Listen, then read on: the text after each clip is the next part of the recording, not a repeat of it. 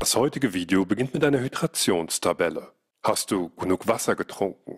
Versuche mindestens 10-mal am Tag durchsichtigen Urin zu haben. Ernähre dich hauptsächlich von Obst und Gemüse. Trinke 1 Liter Wasser vor jeder Mahlzeit. Vielen Dank. So we've got Richard Carapaz. I called it the other day. Hindley, he just looks fresher in the face. You know, it's really... And it's pro sport, I mean, this is entertainment, all right? We love it, they love it, it's just great, I love to watch it. I do feel though, I find it hard to watch the Giro this year, you know, especially right now with Carapaz losing the Giro purely because he didn't have enough sugar. Well, there's a few reasons, but you could tell he was bonking, he's running out of sugar, maybe water, but I'm gonna say sugar in that last few Ks of the climb. His power was dropping off. You know, you saw the power was good, they're dropping riders, and then the riders that got dropped, they're catching Carapaz again. So their power didn't go up. Carapaz's power went down, which the main reason for that would be lack of sugar. We saw this in the 2002 Giro with Tyler Hamilton, etc. Just didn't have a gel in the last bit, lost a minute or more. Boom, see ya, bye-bye, GC. So that's how critical sugar intake is. We also saw that Ineos, Team Sky, marginal gains, you know, one of my favourite teams ever, if not the favourite team. My favourite teams out there would be US Postal, Benesto, AK Movistar, and just had the longevity they've brought to the sport. And Team Sky, Ineos, just the marginal gains, the tech talk, the tactics, the good stuff. People say, oh, they use drugs, it's pro sport, man, right? If you don't want to see drugs, don't watch professional cycling, don't watch professional running, don't watch professional UFC, don't watch professional fighting, don't watch ballet, don't watch any sport on TV. If you're against drugs, don't watch, don't watch any social media sports. You know what I mean? Don't watch it, all right? Don't watch it, because drugs make champions watchable, okay? Take away the drugs, it's boring, because it's not as spectacular. Okay, it's not as spectacular, and it's professional sport. I've got no problem with people using drugs. They're paid to win, they're paid to perform, they're entertainers. I've got no problems with people in Hollywood using drugs for their acting roles or whatever. I do have a problem though when people get on social media, these fake natty people that are selling protein powders and diet plans, and they're abusing steroids and they're lying about it, and they're selling false dreams to little 14-year-old kids at home who go, Mummy, I want that Athtren X BCA stackers, blah, blah, blah. I want to buy that Matt Does Trend fitness program. I think I'll look swole like that, Natty. No, you won't. So that's my issues with the fake social media drug users who say, I'm natural, buy my program, buy my coaching, I can turn you into a swolger, but they're lying about their steroid usage. Right? So that's what I have an issue with. That's fraud. Sports people taking drugs. It's not natural to ride your bike for 3 weeks, racing virtually every day, up and down, hot and cold. You know, it's not natural. It's not natural to train like Michael Phelps trained. It's normal, not normal for the body, okay? It's not normal to run a marathon. It's not healthy to run a marathon in 2 hours, all right? Naturally. You couldn't, but you know what I mean? To push yourself that hard, it's not gonna be healthy for you. So the hormones help the health.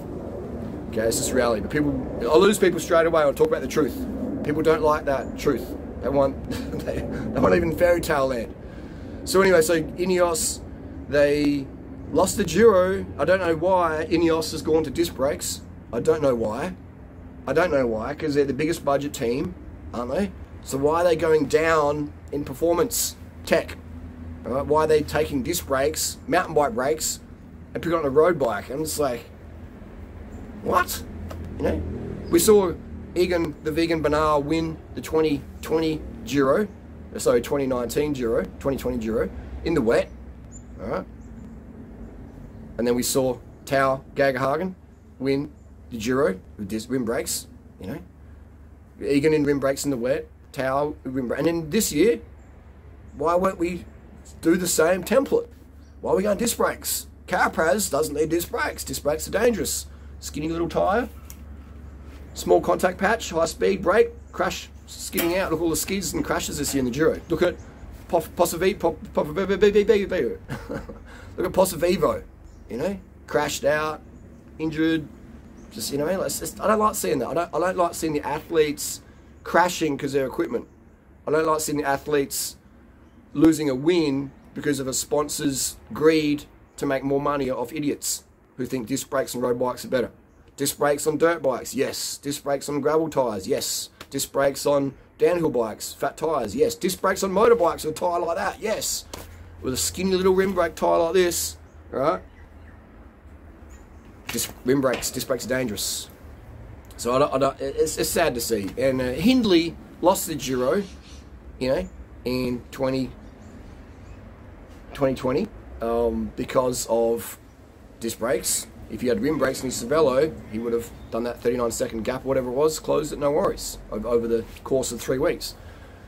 And so, but this year, it's even. It is even this year, all right? The bikes are all the shit. They're all the same. They're all the same crappy road disc, heavy, sluggish, slow wheel changes, inconsistent braking, locking up of the wheels. So all the riders on shit bikes this year, all right? That's more fair. But Ineos should have pulled out the rim brake card. And marginal gains, you know, marginal gains, man. Go and ride a rim brake bike, 6.8 kilos, and go and ride a disc brake bike, 6.8 kilos, up the Mortarolo or your local climb. All right, I've done it. You should do it.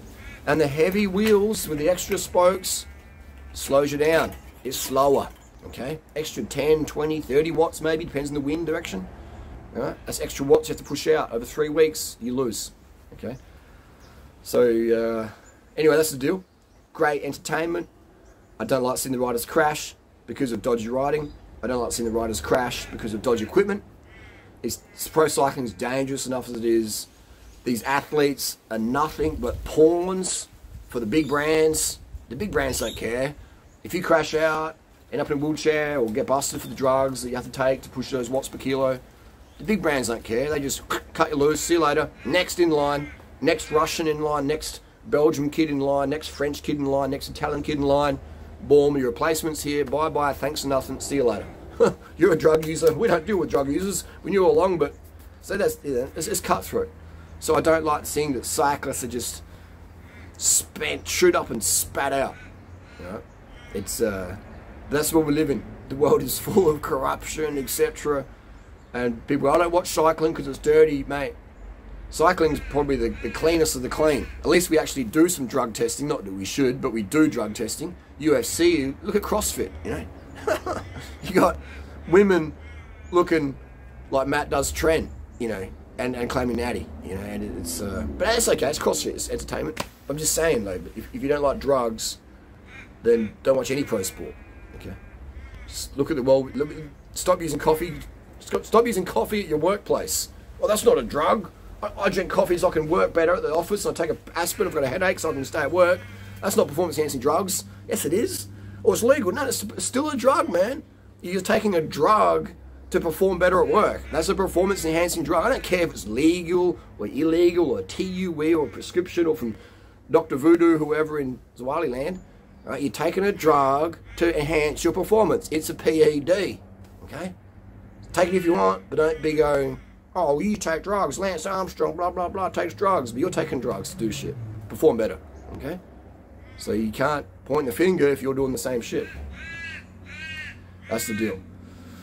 But again, too much real talk. People can't handle that.